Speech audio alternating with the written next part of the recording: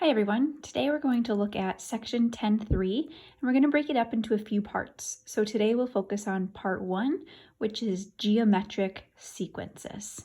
So let's get started.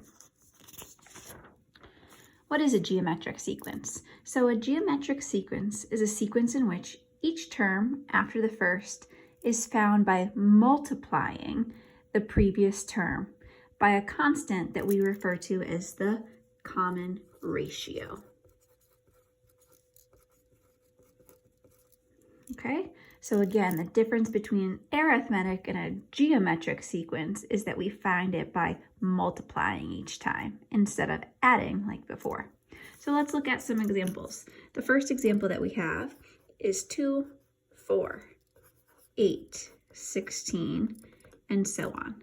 Notice what we're doing here is that we are multiplying by 2 each time. So what that means is that our R value will equal 2. The common ratio is 2 because we multiply by 2 to get each term. Let's look at our second example. We have 8, -2, 1/2, and so on. So what happens here? How do I get from the first term to the second and so on? What do I multiply by? Well, as we can see for this one, it's getting smaller and it's also changing from positive to negative. So what that's going to mean is that we're going to be multiplying by a negative, and since we're getting smaller, it also means we're going to be multiplying by a fraction. So we are dividing by -4, which is really multiplying by -1/4. So our R value is -1/4. We always want to have our R value be the value that we're multiplying by. Okay, so you may realize that we're dividing, but again, dividing is really multiplying by a fraction. So the R value will be our fraction. All right, let's look at some general formulas that we'll use for geometric sequences. There are two main ones that we'll use, and sometimes we'll use one over the other depending upon the information that we have. So our first one is a sub n, and remember that's always the whichever term you're looking for, that nth term, equals a sub n minus 1. So this just means the previous term of the term you're looking for times r, that common ratio. Or we can find a sub n by multiplying the first term, a1, times the common ratio raised to the nth term minus 1. So let's just jot down what these variables mean again. So a sub n is our nth term. A sub 1 is our first term. N is the term number. So if we're looking for the 5th term, n would be 5. If we're looking for the 12th term, n would be 12.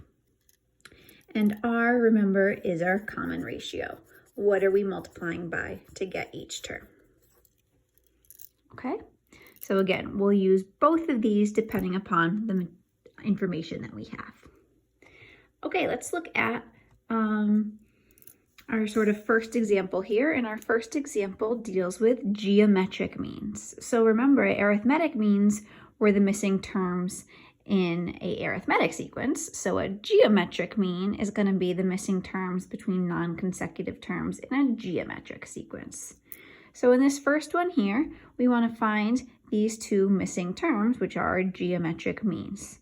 So because they tell us it's a geometric sequence, we know that we need to figure out that R value. How do I get from each term?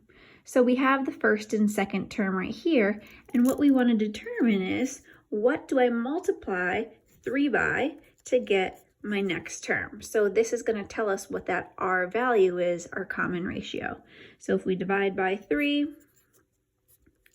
we can see that R would be 4. So since our common ratio is 4, to find our next terms, we know 3 times 4 is 12. So we'll now multiply 12 by 4 to get our next term, which is 48. And then we'll multiply that by 4 again to get our other geometric mean that we're missing, which is 192. And just to double check, you can always multiply 192 by 4 and you should get 768. So here are our two geometric means that we were looking for.